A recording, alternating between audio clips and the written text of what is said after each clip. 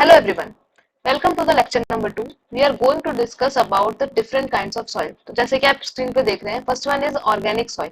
तो what is the basic difference between organic soil and inorganic soil. तो जब organic soil की बात करते हैं, so it have carbon components. जिसमें भी कार्बन कंपोनेंट्स होंगे उस टाइप की सॉइल को हम ऑर्गेनिक सॉइल कहेंगे. इसका बहुत अच्छा एग्जांपल है, एक एग्जांपल हम दे सकते हैं humus soil, and another one will be peat soil. अब ह्यूमस और पीट सॉइल भी are a little bit different from each other. Basically both are organic soil, that means both have carbon components. But जब mud and dead plants, जब dead plants और mud का decomposition होगा तो हमारा humus form होगा. और वहीं पे अगर हम पीट की बात करते हैं तो पीट is form just because of decomposition of vegetable matter. जो भी हमारा वेजिटेटिव मैटर है, जो वेजिटेबल मैटर है, उनके डिकम्पोजिशन से जो मेरी सॉइल फॉर्म होगी वो पीट है. वहीं पे डेड प्लांट्स और मड की वजह से जो सॉइल फॉर्म होगी that is humus. So both contain carbon, so these are called organic soil. वहीं पे जब हम इनऑर्गेनिक सॉइल की बात करें तो obviously it will do not have carbon components, मतलब उनके अंदर कार्बन प्रेजेंट नहीं होगा. और अगर इनकी बात करें तो इनके एग्जाम्पल तो हम देखते हैं, जैसे कि सिल्ट हो गया, silt, clay, and of course gravel. So silt, clay, gravels, these are the example of inorganic soil which says that they do not have carbon components. An organic humus peat types of soil on the basis of their transporting agent. जैसे हमने देखा था पहले वाली slide में, पहले वाले lectures में अगर आपने देखा हो तो there are two types of soil. One is residual soil जो कि पेरेंट रॉक के पास ही रिसाइड कर जाती है, और another one was transporting soil जो कि ट्रांसपोर्टिंग एजेंट के थ्रू जो उनके सेडिमेंट के पार्टिकल्स थे वो पेरेंट रॉक से दूसरी जगह पर आ जाते हैं. तो उन्हीं के बेसिस पे हमने सॉइल को डिफरेंशिएट किया है. तो first one is water transported soil, जिसमें भी पहला पार्ट है एलुवियल सॉइल. जैसे कि आप इस पिक्चर्स में देख सकते हैं कि जो ये हमारी, जैसे कि इंडिया में अगर हम बात करें तो हमारी गंगा रिवर बेसिन होती है, Ganga basin and Brahmaputra basin. जो गंगा रिवर बेसिन है और ब्रह्मपुत्र रिवर बेसिन है ये हमारे एलुवियल सॉइल को लेके आती है. बेसिकली इसमें क्या होता है कि माउंटेन से हमारी रिवर, ग्लेशियर्स जो मेल्ट होते हैं उनसे आ रही है हमारी रिवर.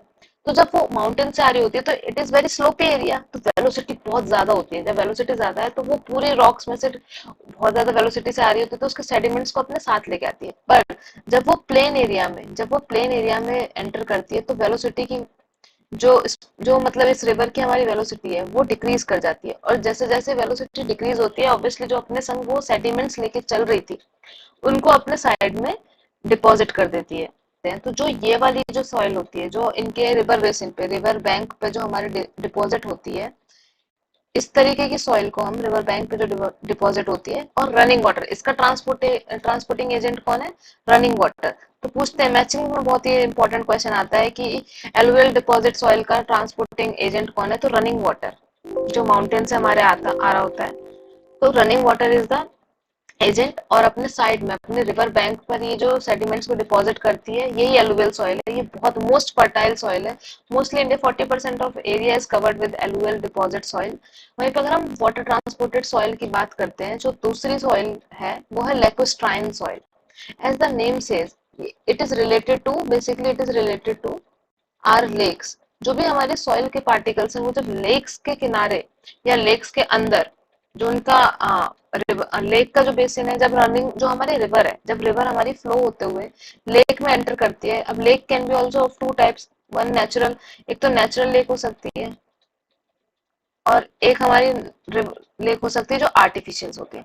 तो या तो हमारे रिवर के वाटर या फिर हमारा जो रेनफॉल है उनके वाटर से जो भी वाटर है वो जब हमारा कलेक्ट होता है तो उसमें कुछ सेडिमेंट पार्टिकल्स होते हैं. जैसे कि आप यहाँ पे देख सकते हैं ये पूरा जो साइकिल दिखा रहा है कि इरोजन हुआ और फिर डिपॉजिट हो गए अपने डेप्थ पर, जो वाटर के डाउन पे.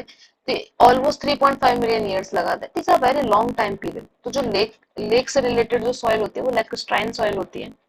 इसमें भी जैसे जो कोर्स पार्टिकल होते हैं वो हमारे साइड में, जो हमारे लेक का साइड है वहां पर डिपॉजिट होते हैं. वहीं पे जो हमारे फाइन पार्टिकल्स होते हैं वो हमारे सेंटर में डिपॉजिट होते हैं. So lake is related to lacustrine soil, whereas marine soil. जैसे कि कुछ लोग गोवा या फिर जो भी बीच पे घूमे होंगे उन्होंने देखा होगा कि जब वो बीच के किनारे होते हैं तो जो बहुत तेज वेव्स आती हैं, तो वेव्स जब आती हैं और एक कुछ इंसान खड़े हैं तो उनको फील होगा कि यहाँ पे सैंड फील होती है उन्हें. तो जो ये सैंड हमारे वेव के थ्रू वाटर जो है, हमारा सी वाटर उसके थ्रू जो आई है, उस टाइप की सॉइल को हम मेराइन सॉइल बोलते हैं। तो अभी हमने देखा कि अगर water transported soil as a water is acting as a transporting agent, तो हमने तीन टाइप की सॉइल देखी। One is alluvial soil which is related to running water, lacustrine soil which is related to lake, and marine soil which is related to our sea. The basis of transporting agent that another agent is air. तो जब हम wind transported soil की बात करते हैं तो हम दो टाइप की सॉइल को पढ़ते हैं, one is aeolian and other is Lewis. So one is aeolian, let me take the pen,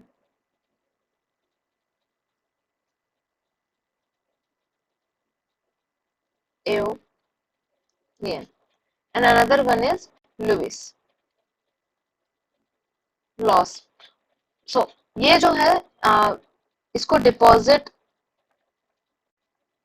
silt particle कहते हैं, जो कि विंड के थ्रू ब्लो होके आ गए हैं। तो सिल्ट पार्टिकल है, इसका मतलब क्या है, ये थोड़े से फाइन ग्रेन होंगे, ये थोड़े से फाइन ग्रेन होते हैं इन कंपेयर टू लोस। जो हमारा एओलिन है ये थोड़े से कोर्स ग्रेन होते हैं, इतने भी नहीं बट हाँ इसके कंपेयर में इनकी जो इनका पार्टिकल साइज है वो थोड़ा ज्यादा है। और अगर हम बात करते हैं लोएस्ट सॉइल की, तो इसे कोलेप्सिबल सॉइल आल्सो कहा जाता है because it has some amount of montmorillonite. तो हम बात करें तो इसके अंदर थोड़ी सी मॉन्ट मोरिलोनाइट देखा जाता है। इसका मतलब क्या है कि ये इसका एक और नाम है जिसको हम बोलते हैं collapsible soil, collapsible soil. And sometimes it is also seen that अगर हम इस पे वाटर का कांटेक्ट में आता है, जब वाटर के कांटेक्ट में आता है तो इसमें एक सीमेंटिंग प्रॉपर्टी होती है। बट अगर हम इसको स्ट्रेंथ वाइज बात करें तो ये स्ट्रेंथ वाइज इसकी इतनी अच्छी स्ट्रेंथ नहीं है, क्योंकि अगर ये फाइन पार्टिकल्स हैं तो इसके ऊपर स्ट्रक्चर इतना अच्छा बन नहीं सकता, क्योंकि ये किसी भी लोड को बियर नहीं कर सकते। ये देखा जाए अगर ट्रांसपोर्टेशन के मामले में, तो दूसरी सॉइल है हमारी ग्लेशियल डिपॉजिट। जैसे हमने देखा था कि आइस के थ्रू भी या ग्लेशियर्स के थ्रू भी कुछ सैंड पार्टिकल्स हमारे जो रॉक से वेदरिंग के थ्रू बने हैं वो भी डिस्ट्रीब्यूट होते हैं। तो ये इसका जो रीजन है, जैसे विंड ट्रांसपोर्टेड एयरलिन और ल्यूसिस का रीजन था एयर, वैसे इसका रीजन है हमारा ग्लेशियर्स। तो ग्लेशियर्स के फ्लो के वजह से जो हमारी सॉइल डिपॉजिट होती है उसे ग्लेशियल डिपॉजिट कहा जाता है। वहीं पे next one another type of soil is gravity deposit. As you can see in the picture, जो ये मोस्टली हमारे स्लोपी माउंटेन्स जो होते हैं, हमारे स्लोपी माउंटेन्स पे देखा जाता है। बिकॉज वहां पे क्या है कि जो हमारे बड़े बड़े रॉक्स हैं, तो जो बिग माउंटेन्स बिग रॉक्स है वहां पे जो उसका पार्टिकल है वो ग्रेविटी के कारण नीचे आ जाते हैं। That is also is consider in physical weathering. तो जो ग्रेविटी के कारण हमारे जो सेडिमेंट्स है वो नीचे आ गए, वो हमारे ग्रेविटी डिपॉजिट में कहा जाता है। इसका another name is also colluvial soil, colluvial soil. ये मोस्टली हमारे माउंटेन स्लोपी माउंटेन रीजन्स में पाए जाते हैं। इसका एक और नाम है जो कि है टेलस। ये डिफरेंट डिफरेंट नाम है, ये पूछ लिया जाएगा कि इसका क्या रीजन है, तो ये बेसिकली ग्रेविटी की वजह से होती है, टेलस या कोल्यूवियल सॉइल। और ये मोस्टली हमारे स्लोपी माउंटेन रीजन में फाइंड करते हैं हम इसे। Next one is Marsh deposit. So Marsh deposit is basically just because of stagnant. So stagnant water के रीजन की वजह से इसको देखा जाता है। तो इसका रीजन क्या है, स्टैगनेंट वाटर, जो वाटर टेबल है वो फ्लक्चुएट करता है, कभी राइज करता है कभी डाउनफॉल में जाता है। तो इस वजह से ये एक बहुत ही अच्छी कंडीशन प्रोवाइड करता है हमारे वेजिटेटिव जो ऑर्गेनिज्म है उनको, वेजिटेटिव ऑर्गेनिज्म है उनको बहुत अच्छी कंडीशन प्रोवाइड करता है, इसलिए ये हाईली ऑर्गेनिक भी है। हाईली ऑर्गेनिक सॉइल है। हाईली ऑर्गेनिक का मतलब है कि इसमें कार्बन कंटेंट अच्छा खासा होगा। तो ये स्टैग्नेंट वाटर की वजह से होती है, क्योंकि वाटर टेबल फ्लक्चुएट करता है, और ये हाईली ऑर्गेनिक सॉइल है। So the next one soil is black cotton soil. तो अगर हम ब्लैक कॉटन सॉइल की बात करते हैं तो इसी का दूसरा नाम है रीगर सॉइल। तो कभी ब्लैक कॉटन सॉइल की वजह से बोल सकता है, या फिर इसका दूसरा नाम बोल सकता है रीगर सॉइल। तो पहली बात तो इसका कलर ब्लैक होता है ऑब्वियसली। और हाँ, ये कॉटन की कल्टीवेशन, जो हमारी कॉटन है इसकी कल्टीवेशन के लिए बहुत ही अच्छी सॉइल है। But when we come to talk about an engineer civil engineering aspect, तो सिविल इंजीनियरिंग के हिसाब से अच्छी सॉइल नहीं है। क्यों? क्योंकि इसमें मॉन्ट मोरिलोनाइट होता है, जो कि अभी हमने पहले भी देखा था। तो मॉन्ट मोरिलोनाइट की वजह से क्या होता है कि ये प्लास्टिसिटी शो करते हैं, प्लास्टिक करेक्टर इनमें ज्यादा ज्यादा देखा जाता है, प्लास्टिक करेक्टर ज्यादा देखा जाता है।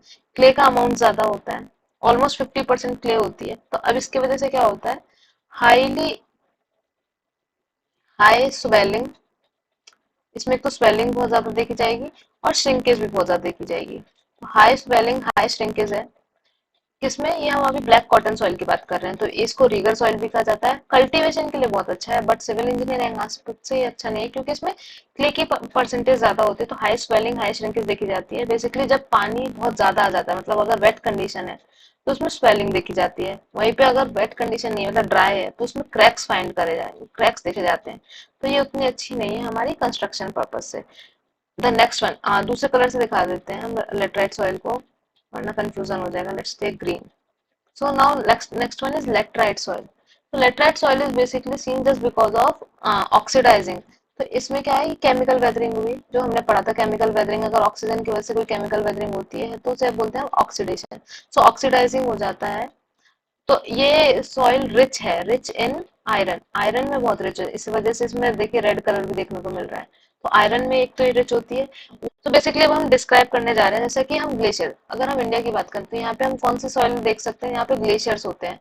तो ग्लेशियर सॉइल होते हैं, तो हम यहाँ पे ग्लेशियल सॉइल, ग्लेशियल डिपॉजिट देखेंगे। यहाँ पर हमें ग्लेशियल डिपॉजिट देखने को मिलेगा। वहीं पर अगर हम बात करें, यहाँ पर स्लोपी माउंटेन्स होंगे, स्लोपी माउंटेन्स होंगे तो हमें कोल्यूवियल या फिर टेलस सॉइल भी देखने को मिलेंगी, कोल्यूवियल सॉइल भी मिलेगा देखने को। करेक्ट। अब जब यहाँ से बहुत हमारा, जैसे गंगा बेसिन आता है, तो गंगा आती है और फिर यहाँ पे प्लेन एरिया में जब वेलोसिटी स्लो हो जाती है, तो यहाँ पे इस एरिया में हमें एलुवियल सॉइल देखने को मिलेगी। आप देख भी सकते हैं, ये जो डॉट्स दिखा रहा है ये हमारी एलुवियल सॉइल है।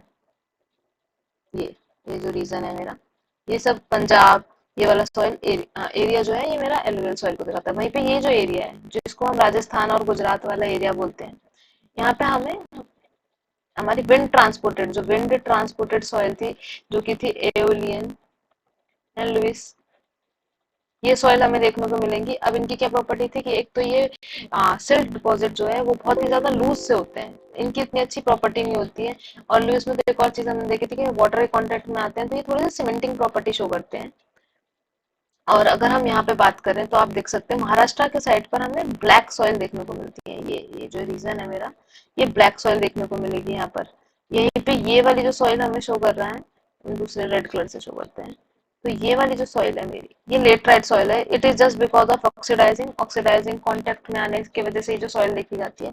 तो ये मेरा प्यारा भारत पे हमारे पास इतनी डिफरेंट तरीके की सॉइल है, इतने डिफरेंट तरीके की हम सॉइल ट्रांसपोर्टिंग एजेंट्स की वजह से हमने डिफरेंट डिफरेंट तरीके की सॉइल देखी। तो आज बेसिकली हमारा टाइप्स ऑफ सॉइल और जो बेसिक स्ट्रक्चर है, मतलब कि कितने टाइप की सॉइल होती है, हो सकता था हम डायरेक्टली स्टार्ट कर सकते थे, लेकिन हमें टाइप्स ऑफ सॉइल पढ़ना इसलिए इतना नीड था कि किस तरीके की, क्योंकि डिफरेंट डिफरेंट रीजन में अगर हम स्ट्रक्चर डिजाइन करेंगे तो हमें वहाँ की बेसिक एक कंडीशन पता होनी चाहिए कि किस तरीके की सॉइल है, हमें किस तरीके की उस पर काम करना है। तो आई गेस ये लेक्चर समझ में आया।